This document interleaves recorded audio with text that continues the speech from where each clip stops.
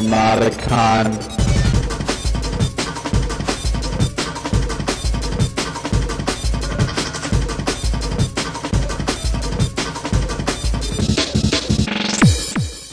My name is Jim. For any of you who don't know me, I guess there's a couple people that might. And this is just photography hour 2. Any of you sat through Amish's hour 1? Hopefully this is redundant, and hopefully everybody gets to learn something. So, presentation here was created under the influence of gin, and a lot of the test photography was as well. So once again, I can't apologize. And I might be drunk right now. This is most of the stuff we're going to talk about. So if anybody here understands all of this already, you should leave because it's going to get boring. But we're going to talk about some sensors, including sensors in the bus, including film, everybody's favorite, raw files, a little bit of EXIF, and some exposure stuff, including unfucking up your pictures. A little bit of GIMP versus Photoshop. I am partial. And some post-processing demos, including white balance correction, some crazy stuff like fake cross-processing, and distortion correction, some other stuff. And if we have some time, some extra credit stuff. So I guess we can begin. Wow. So I actually drew all this stuff myself, even though I did steal all the ideas for the images from everybody's favorite dpreview.com, which I highly recommend. So most people have sort of some understanding of how 35mm film works. Basically, light hits the film and it passes through various emulsion layers, an RGB layer, obviously, or an R layer, a green layer, and a red layer. That didn't make any sense. Sorry. And the light affects the chemicals and produces an image, and of course that just gets sent over to the roll of 35mm film. In the digital paradigm, there's kind of two different types of sensors that exist now. There's the standard color filter array, which probably most people have in their cameras. This includes CCDs and CMOS sensors. There is an exotic type of sensor known as a fovean sensor that really only is found in some Sigma cameras, and I've never seen one, so as far as I know, they don't actually exist. But basically, the way it works is, light will hit the sensor, and in the case of a color filter array, it'll hit either a green pixel, a blue pixel, or a red pixel. And but the problem with this is that, as most of you know, an RGB image will not have individual red, green, or blue pixels. They have just a color pixel. And so the image processor needs to sort of interpolate the color of an individual pixel based on 4 photo sites of a regular, of like a CCD or a CMOS sensor. This is what makes a fovean sensor somewhat better than a standard color filter array sensor, because a fovean sensor will actually produce an actual color pixel and won't have to interpolate anything. And so it has the potential to produce cleaner and sharper images. But like I said, it is exotic, and the technology is still being developed, but it's something that we all look forward to. Now, there are some advantages to the way film works. Perhaps most notably, the flexibility that it affords in terms of changing the type of film you have in your camera. Now, if you put like a roll of 200 ISO speed film in your camera, you have to burn that up, effectively before you can change the roll of film. I mean, obviously you can just pull it out, but you got the film in your camera. But at the same time, you could put IR film in the camera. You could put like something crazy like ISO 3200 in your camera, or ISO 50. You can always change the type of film you have in your camera. But when you buy a digital camera, you just have a sensor, and you don't really have a lot of latitude in terms of how the sensor gathers light, what it does with the light, and how it reacts to the light. But that's sort of the magic of post-processing, which we'll talk about in a little bit. Let's see. So, okay.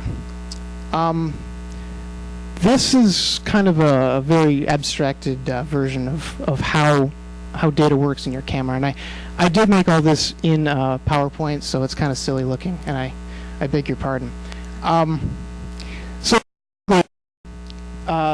you start with an image, you take a picture of a scene, and the light travels through optical elements and hits the sensor. All cameras work the same in this regard.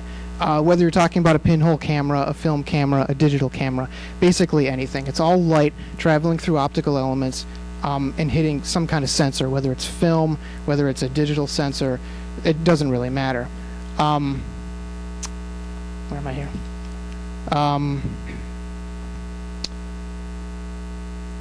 With a digital camera, the light's going to hit the sensor, and as we saw previously, depending on the kind of sensor you have, it's going to hit a particular type of photosite. After it hits the photosite, it travels to an analog to digital converter, which I'll talk about a little bit more in a little bit. But the analog to digital converter basically produces a bunch of bits that end up as data, which eventually ends up, after it passes through the image processors, as an image. And as is probably demonstrated here with my image, the first one is not really anything like the second one. And of course the reason for that is because no matter what you do, the image that you end up with is never going to be the same as the image that you started with. There's a number of reasons for this, including dynamic range and color space, which I will talk about in a little bit. But suffice it to say, it's always an abstraction. And unfortunately, there's no real way to get away from that, but there are things you can do to try to get closer to reality, if that's, you know, what you want to do with your photography. All right. So, I'm not an electrical engineer, so this is correct. If anybody is, please let me know. But basically, what happens with a digital to analog converter is data is going to get passed from the sensor, data as light that ends up as an electrical current. And this is a very simple kind of demonstration of just like a 4-bit digital to analog converter. Most digital to analog converters that you'll find in your cameras are going to be like 8 bits, 10, 12, something like that. So the signal is going to come in from the sensor, and it's going to come in as a wave, or not necessarily as a wave, but at least as a series of electrical current. It hits the digital to analog converter, and the digital to analog converter assigns a value based on the strength of the current that it's receiving. So in this case, you'd end up with like a 4-bit file, just in this simple example. But like I said, a lot of digital to analog converters will be, you know, between 10 and 12 bits, sometimes just as few as 8. But the digital to analog converter is what is responsible for dynamic range. And dynamic range is kind of a buzzword of digital photography that not a lot of people completely understand. It has to do with the variation between the darkest pixels in an image and the lightest pixels in an image. And you'll see this in pictures where, like for instance, if you're standing inside of a building, inside of a house, and you're taking a picture and the window, like in the background, is just pure white, that's a limitation of dynamic range, because what's happening is the values of the amount of light coming in from the window is too bright compared to the rest of the scene, and the window's getting blown out. Like there's just too much there. And it's not like a contrast problem, it's a problem with the sensor being able to balance between the darkest parts of the scene and the lightest parts of the scene. Some of this can be compensated for with things like metering properly, but when it comes down to it, between the sensor and the analog to digital converter, they're just not able to keep up with the amount of variation in the scene that's coming through. In fact, the human eye even has the same sort of limitations, where if you're looking straight at the sun, you're not going to be able to see anything but just pure white. And it's sort of the same thing. In fact, it is exactly the same thing. It's a dynamic range problem. Although I should say that it's been said that the human eye is capable of something on the order of 25 to 30 stops of dynamic range. And as a point of comparison, like a high-end film, like Velvia film, for instance, might be good for up to 10 to 12 stops of dynamic range, like probably the best digital camera that you could buy today, which would probably be like a Canon 1D Mark II, is rated at something like 9 stops of dynamic range. So you can see that we have a long way to go before we can match the power of the human eye, but or even some high-end films for that matter. But you can see like kind of how fundamental it is to photographing a complete scene when there's a lot of variation between light and dark. So, but another part of that has to do with the color space that's involved. And I wonder, all right, here we go. Oh, that's crazy.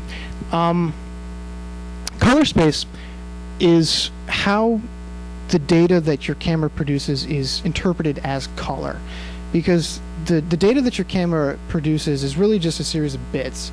It's not color information. It's not an image. It's just a bunch of bits. In your machine, and whatever you're using to display it, whether it's a computer displaying to a monitor or a computer outputting to a printer, it needs to be able to describe objectively what that information means in terms of color. And so color space is sort of just a way of describing mathematically within a range what a particular bit value means. So in this case, we can show an example here of just sort of like a kind of a light orange and what that means in terms of RGB. This is of course just an 8-bit value, and it is arbitrary. But in any case, lab color, which might also be called CIE lab, is sort of a theoretical color model that is said to describe the range of human vision. And as you can see, all of our artificial color spaces are invariably a lot smaller than that. For instance, CMYK, which is what pretty much everybody uses to print anything. Like any magazine you ever pick up is going to be printed in CMYK. And as you can see, it's a lot smaller than what the human eye is capable of seeing. ARGB or Adobe RGB is a color space that a lot of high-end digital cameras are able to create files in, which is bigger than CMYK or sRGB, but at the same time it's still a lot smaller than what the human eye is capable of seeing. sRGB is kind of significant because it's what most cameras are going to default to, and it's also what most normal computer monitors are going to be capable of displaying at. There are some crazy expensive ARGB monitors, but most human beings don't have them, so it's kind of irrelevant. But what's interesting about that is that you might be able to take pictures in ARGB, or even some other sort of strange exotic color spaces that exist, but you're not really going to be able to see them on your monitor. Which is to say that if you go to edit them on your machine, you're not going to be seeing all the colors that are actually in there. Now, of course, there are ways to downsample. There are ways to sort of approximate between two different color spaces. But if you're looking at an ARGB file on an sRGB monitor, you're not seeing everything, which means that when you make changes, you're going to be making changes to parts of the image and colors of the images that you're not actually seeing. So it can be kind of tricky in that regard. That being said, if your camera is capable of taking pictures in ARGB, I do recommend it. You end up with a file that ends up capturing more colors than if you just took it in sRGB, and it's usually better to downsample later than just limit the number and the amount of colors that you're taking in the first place. But we're going to talk about this a little bit more in a minute too. I want to talk a little bit about RAW files, and I like sushi as well. RAW files, if your camera is capable of producing them, and most cameras these days are, but a RAW file is basically a direct dump of the data that your sensor gathers straight to a file with no interpretation, with no correction, no compression, nothing. It's just all the data that your sensor gathers all at once in one big huge file.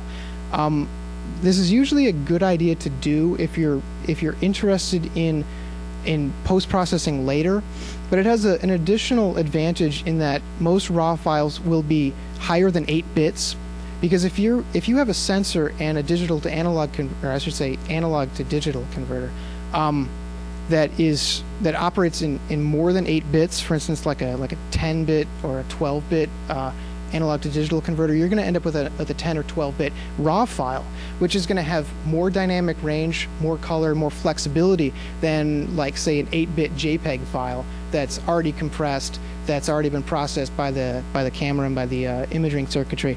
But we're going to talk about this again a little bit more later. I'll show you a little bit about what RAW files can do. EXIF is your friend. As a digital photographer, EXIF it tells you everything about the exposure, everything about the image that you could ever possibly want to know. And actually, let me show you a little bit about what I mean. If you guys haven't, hi Clippy. If you guys don't have a lot of experience with EXIF data, it is pretty amazing. This is output from. This is output, and you guys can't read this at all. I'm sorry. Well, I guess it's illustrated nonetheless. This is output from a command line program known as JHead, which, if you guys aren't uncomfortable with the command line, I highly recommend. It's just a simple little command line program that if you run any file with EXIF data in it, it'll tell you everything you need to know. And there's all kinds of good stuff in here, like exposure time, like metering, flash, what kind of color space the image was shot in. You get basically anything you want to know about the image, including like what aperture it was shot at, what time it was shot at. In theory, there's actually provisions in EXIF data for GPS coordinates, which is fun, but you know, I don't have a camera that has a GPS in it. I wish I did, but I don't. I'm still waiting for that technology to come about. But it's good stuff. So actually, let me show you too what JHead is capable of.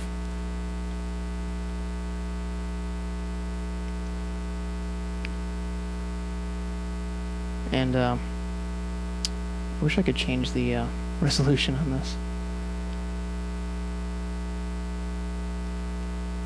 All right. And I mean, you guys saw the output of this, but oops, what am I doing? Ignore that.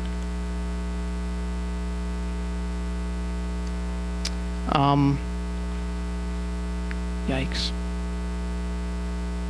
So as you can see, you get all kinds of nice information. The reason that you're going to want this information, particularly for editing purposes, is a lot of programs can use this information to archive images, to tell you a lot about the exposure. You know, it tells you a lot about the exposure that the image was taken in. You know, you can't read this from back there, and I apologize, but nonetheless, it gives you a good idea of the wealth of information that you can get from EXIF data. We're going to talk about why that's important too later, and in different places that it's going to come up. So let's see, where were we? Not necessarily part of the JPEG. It's something that the camera includes. Not every JPEG will have EXIF data, but pretty much every image produced by a digital camera will.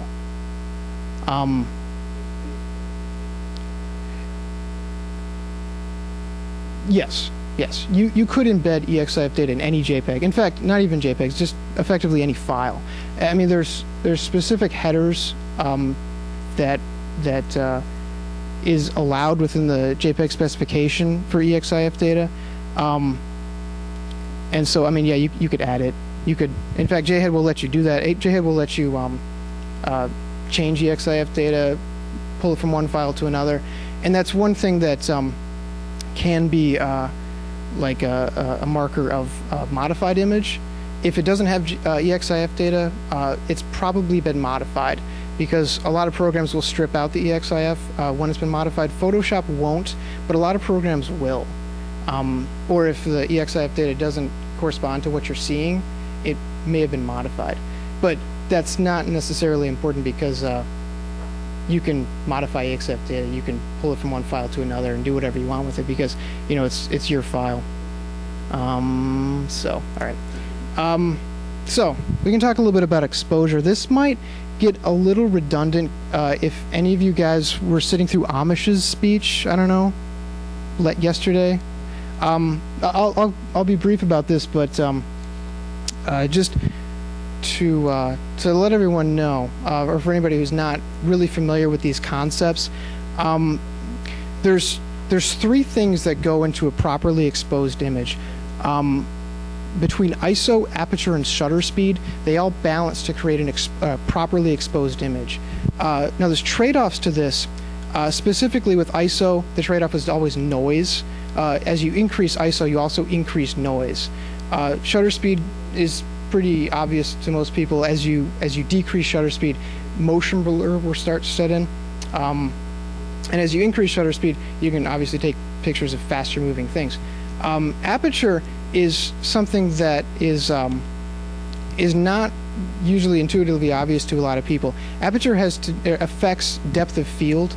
Aperture is basically the size of the opening in the lens, and as you increase the size of the opening of the aperture, depth of field decreases. If you guys want, I can talk about this a little bit later, but just to set a basis for this. So, help, I fucked up my picture. You got like a crazy exposure. What are you gonna do? And of course, like the heartbreak of blown highlights. Like, as I was talking before, like for instance, if you take a picture of something that has too much variation in a scene, for instance, if you're taking a picture of somebody, and that's not actually a flamethrower, even though it does kind of look like it, but if you're taking a picture of something that contains both very light and very dark images, like for instance something like this, depending on the dynamic range of the camera that you're taking it with, you're probably going to end up with, well, you're going to end up with more or less amount of this. This is just a really bad example of blown highlights and limited dynamic range. This was taken with a really crappy Olympus camera, like I don't even know, probably like a quarter of a megapixel. And so you end up with something like this. Also something like this, which is the same thing, where it's just you're going to end up with blown highlights in the light areas, but you end up with the same thing also in the dark areas, which we call blown shadows, which is a situation where anything that's dark below a certain point is just pure black. And this really isn't a question of something falling off the color space. It's a question of just the sensor and the sensor being unable to like properly appreciate the difference between the extremes of the image. And so we get into post-processing, everybody's favorite. And I guess there is an ongoing debate always between the GIMP and Photoshop. The GIMP is like okay if you can't afford Photoshop. If you can afford Photoshop or get Photoshop, please do, because like I don't know, the GIMP is good for free, but it's not good for image editing software. So, all right, so let's get into that a little bit. Let's see what we can do with some screwed up images.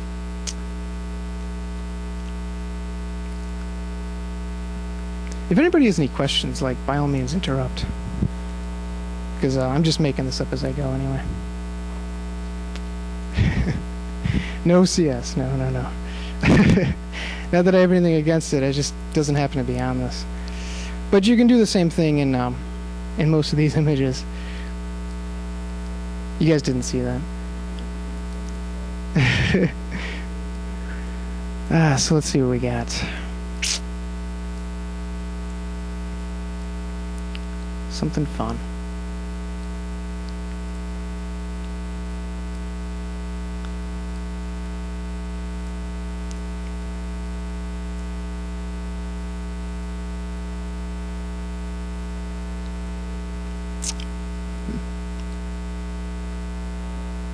Alright, let's do one of these.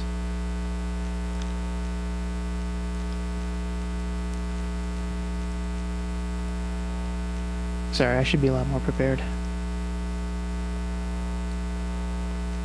Alright, this is a good one.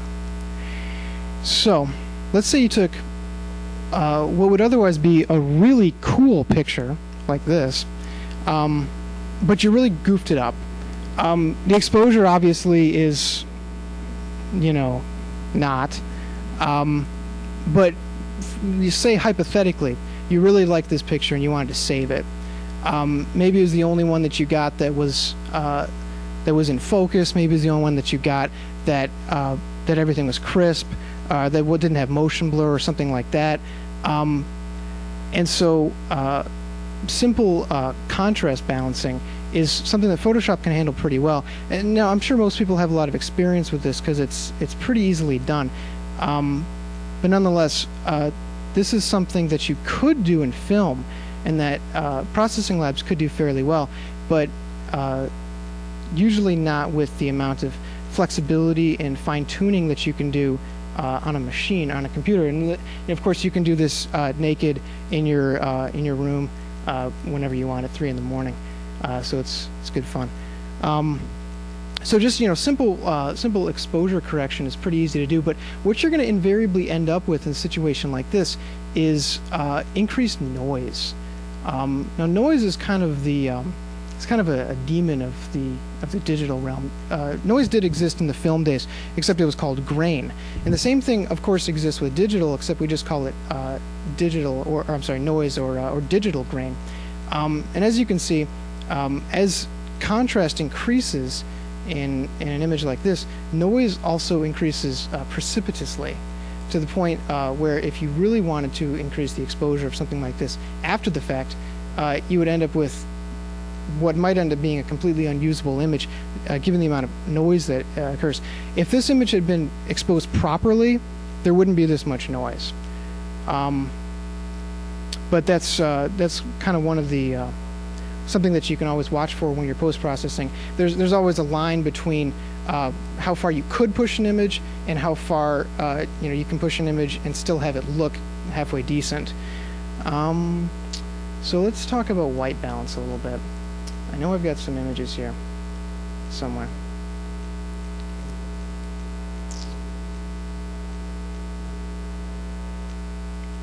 There we go. So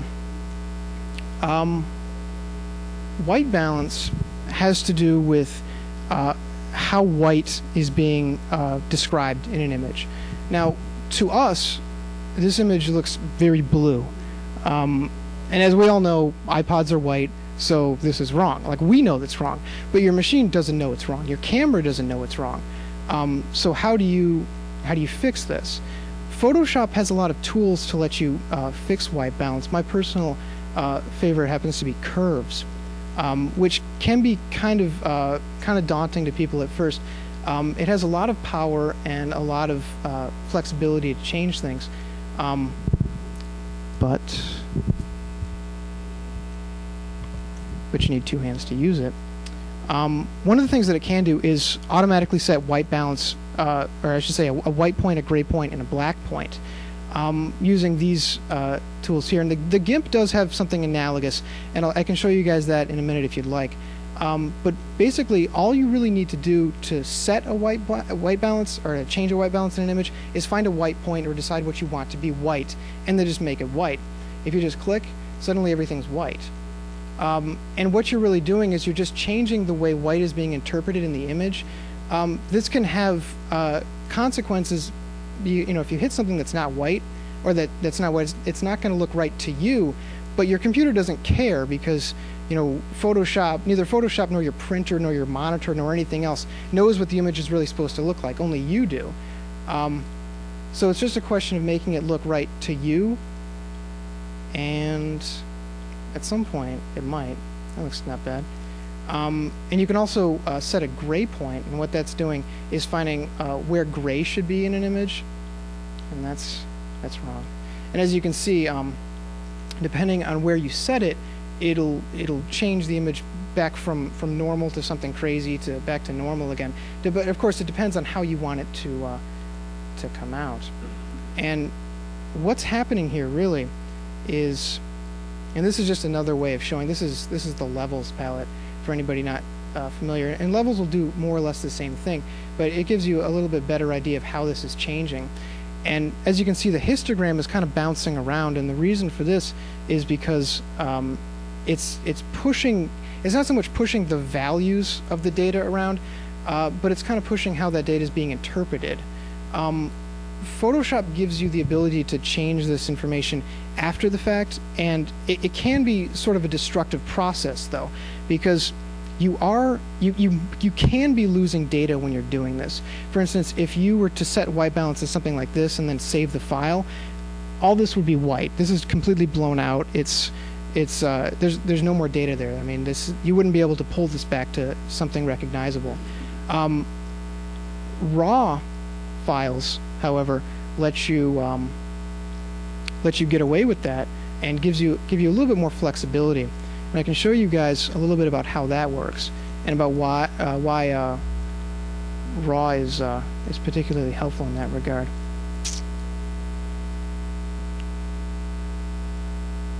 I wonder how much time I got.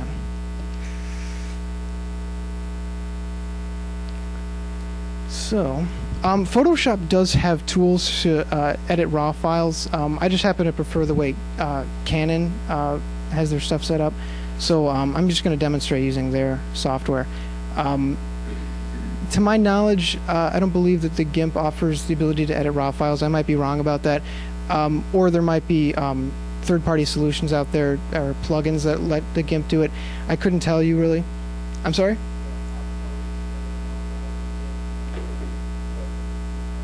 Fair enough. Oh, right, there you go. But one of the things that RAW will let you do, which is very nice, is because you end up with a file that contains all the data that the sensor got without any interpretation, it gives you the ability to change all kinds of things after the fact, non-destructively and with a lot more flexibility. For instance, you can change white balance. You can change white balance initially from when you're shooting the image originally, and tell your camera, like, I'm shooting under these conditions, I'm shooting under sunlight, I'm shooting under tungsten lights, and your camera will just balance the image based on what it assumes white is going to be underneath those lighting conditions. But what a RAW file will let you do is just change it to whatever you want later. Like, for instance, this was shot in my hotel room like a few minutes ago. And so if we set this as daylight or shade, we get something that's pretty close to normal. And it's done so non-destructively. All the data is still there. It's just that the way white is being interpreted has been changed. Now, of course, you can do this. You can use this to change it to something something crazy, using like a Kelvin temperature, and obviously do whatever you want to manually, or change it to something very strange. Or for that matter, just kind of push stuff around and do whatever you want using the controls that it offers. But that's one of the reasons why RAW has a lot more flexibility than a pre-interpreted JPEG file.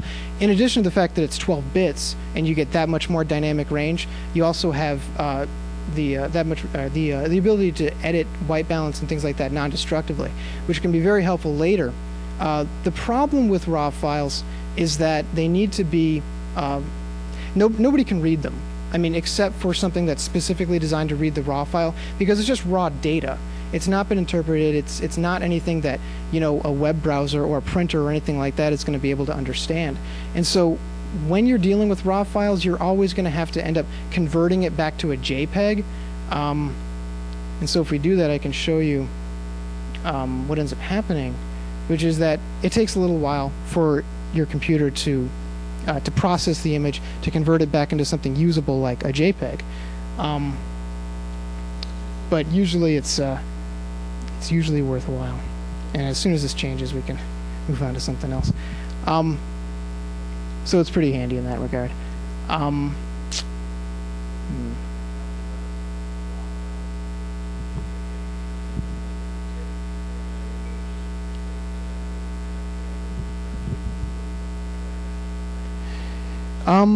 Yes and no, because a TIFF is still going to be 8 bits, and a TIFF is still going to be interpreted by the camera.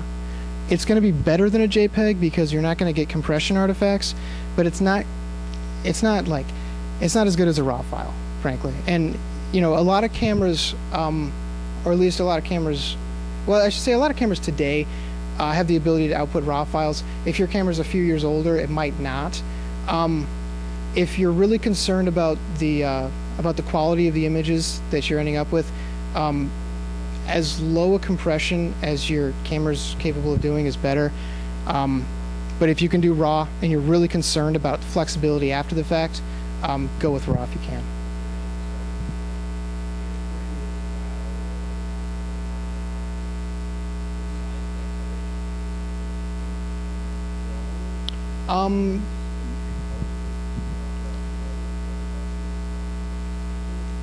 Yeah, I mean, basically that.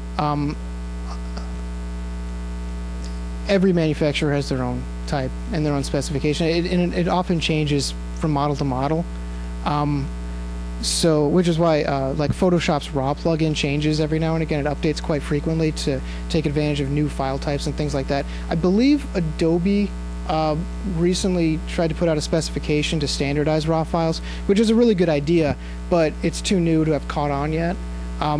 That's something that I'm looking forward to in the future. But no, there's really no standard. It's just kind of whatever you get. It's just a file full of data, and there's not much else. So, we're going to talk a little bit about perspective correction and distortion correction, which is always fun because most lenses will distort images.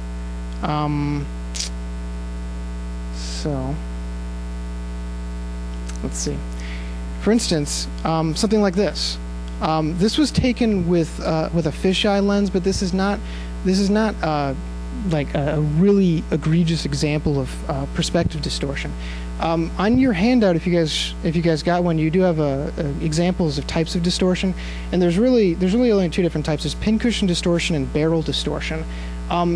Pincushion distortion is usually the result of telephoto lenses, usually at the long end of a telephoto lens, which even on like a compact digital camera, when you're zooming into something, you're probably going to see some amount of pincushion distortion. If you're backed out a lot, or if you have like a wide angle lens, you're usually going to see at least some amount of barrel distortion. It really upsets some people. Some people really don't like the way it looks. You can use it to artistic effect. I think it looks cool in some circumstances, but if you want to get rid of it, there are some really handy tools out there that let you do it, namely everybody's favorite PT lens. PT lens is derived from, that's not going to work, is derived from a software library that was put out for panorama tools, which was developed to be able to produce panoramas and like sort of QuickTime VR, like things from images and things like that. And so it's pretty handy, and it has some very powerful perspective correction algorithms in it. And as you can see, when I pulled up this image, it already told me what type of camera this was shot with. It told me what model it was shot with and what lens it was shot with. And the reason it knows is because it's able to read the EXIF data, which is one of the places it comes in. Windows XP, actually, just to get back on EXIF, Windows XP actually has the ability to display some limited amount, or some of the headers from EXIF. So sometimes you can sort images based on what camera it was shot by and things like that. I think we're all looking forward to the day when operating systems are able to read more metadata, because everything should have more metadata in it. In any event, what this ends up doing is it figures out, based on EXIF, what it can expect in terms of the distortion of the image. Like this plugin, and there are some standalone versions of this, and actually there's a command line version of this that runs under Linux if you like manipulating your images without seeing them. I'm not one of those people though. It doesn't know necessarily based on the lines here. It doesn't know what is curved and what is straight. So it's just it's kind of doing this blindly, where it's just assuming based on the EXIF what kind of perspective it should be expecting, and then what it does is it wraps the image around a fourth degree polynomial, and you end up with, if everything works out, and after a few seconds, a corrected image, and what ends up being hopefully more rectilinear, more straight and perfectly straight. And so, as you can see, the difference can be pretty dramatic. And like I said, some people do like distortion for artistic purposes. If you don't like it, there are some handy ways to get rid of it. And actually, on your thing, there's some software listed on there that can handle perspective correction. So let's see. Actually, so that was just the plugin that runs under Photoshop. There is a standalone version that runs under Windows. I can show you guys that because it's more or less the same thing, but it gives you a little bit more ability to play with the images and play with the way they're getting wrapped around. You can see that again. Let's see. Let's do this. And this is the hotel. If you guys didn't recognize it. And so what we can do here is you guys can see kind of how the image is getting pushed around, and there's sort of a balance between the way the way that the image is getting wrapped around. And if you can always do it manually if, for instance, the software doesn't have a preset for the type of camera or the type of lens you have, or for instance if you end up with an image that doesn't have EXIF or something like that. So you can always do it manually and play around with it, but it does give you an idea of how the image is getting pushed around, and it's kind of interesting in that regard if you're into that kind of thing. The standalone version is called Radcore. Where'd it go? And I'm sure you can find it through Google or anything like that. The plugin version, there is a GIMP plugin. It's called PT Lens. It's pretty handy. I do recommend it if you're interested in any kind of perspective correction. And let's see.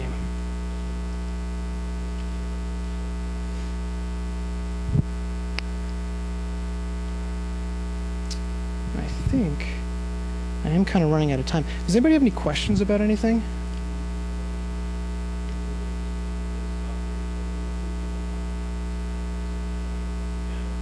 Mm-hmm. Yeah. Radcore and anything derived from PT Lens is free. It's all open source software. So that is free. The plugin that I was running is just a Photoshop implementation, but there are free versions out there. Yes.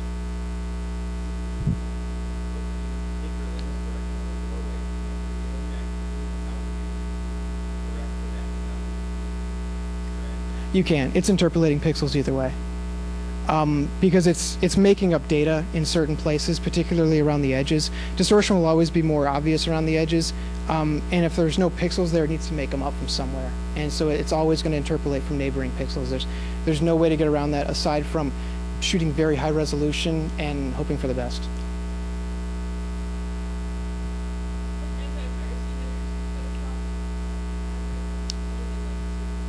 Serial number. I think CS might.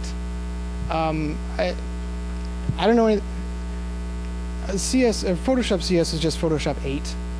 CS2 actually just came out, which would be Photoshop 9, I guess. And it's got some really interesting perspective correction tools built into it. Adobe really seems to be moving their software towards digital photo manipulation as opposed to film manipulation, or I should say like digitized film manipulation. So they're making some strides in that direction. I couldn't tell you about anti-piracy measures though, at your own risk. Echo.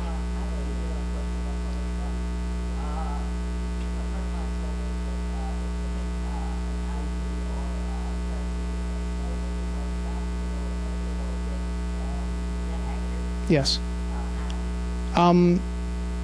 My understanding, and this might be wrong, is that I think some consortium of banks or governments or something like that, they wrote a library that's able to like detect certain types of currency, namely like U.S. currency and euros and things like that, and got software and hardware manufacturers to implement that in their products. So actually, if you try to scan a dollar bill on like a modern scanner, it won't scan.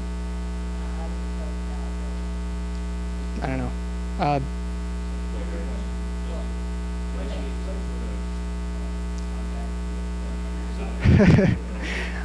don't know. I think it just stops.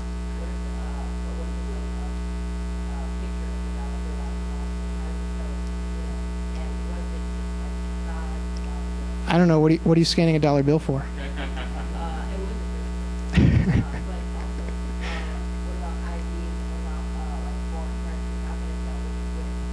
It probably just has some generalized version of it that it's, you know, checking against, I imagine. I don't know how it works. All I know is that it's said to work. I've never tried it.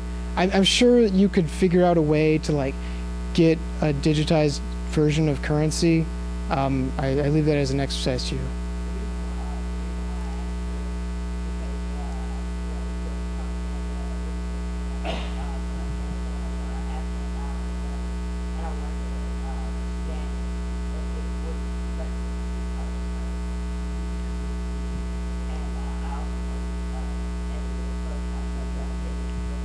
Yeah.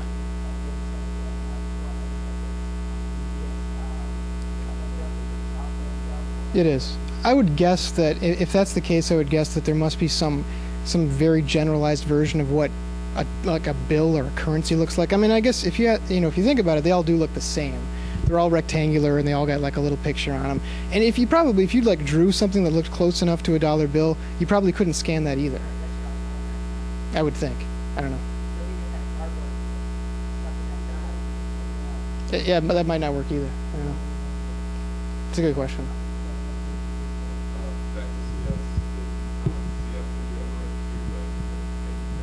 There you go.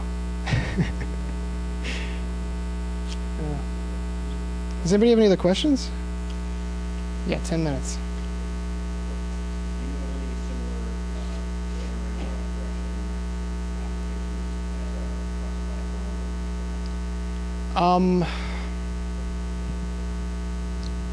I do know that PT Lens won't run under OS X, and that pisses me off.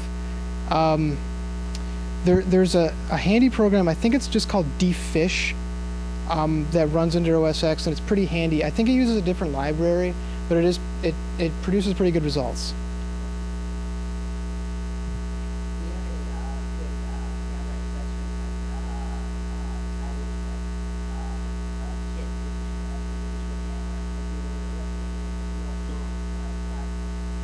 I'm a big fan of DSLRs. They're more expandable than just like compact digital cameras. If you have a compact digital camera, depending on what kind you have, I know that you can get like attachments and stuff for lenses that will produce like telephoto effects and wide angle effects like that. I don't have a lot of experience with them. I do know that they're out there.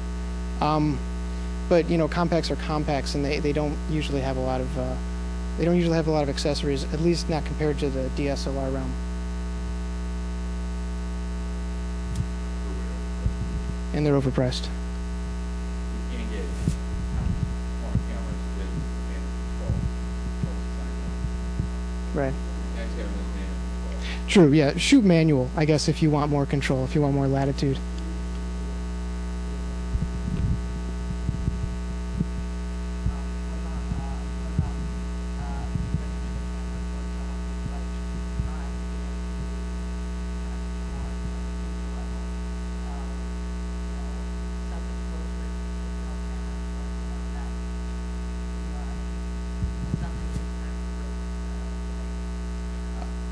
Well, yeah, I don't know. I'm a big fan of Canon imaging products. That's just my bias. I know that they're CyberShot, I think. Is it? PowerShot, sorry. My understanding is that they produce very nice images and they've got good manual control. I don't know. Maybe somebody can back me up. What can I say? Like the ability to set things like aperture, shutter speed, ISO manually, as opposed to letting the camera decide on its own. You know, for instance, I should go back to this probably.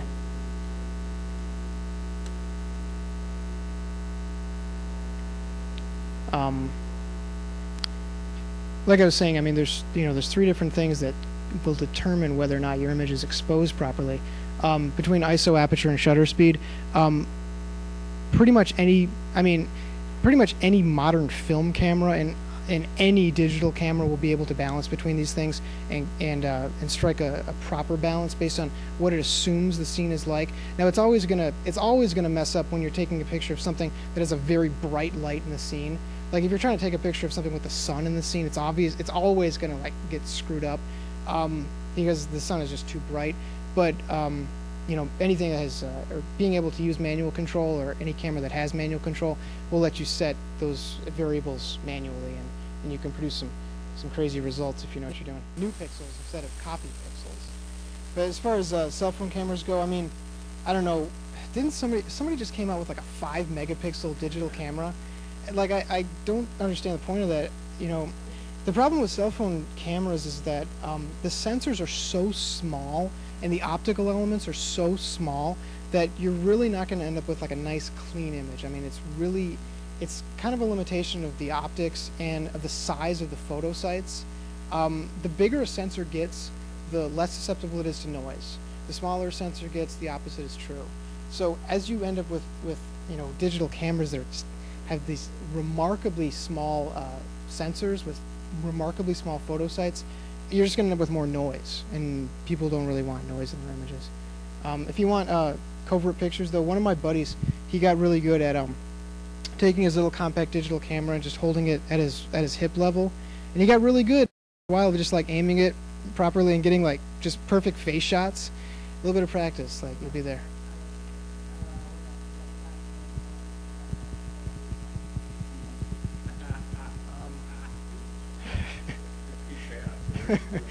Yeah, that's right. You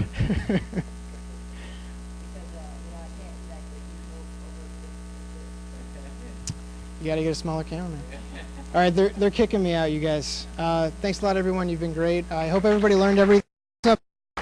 And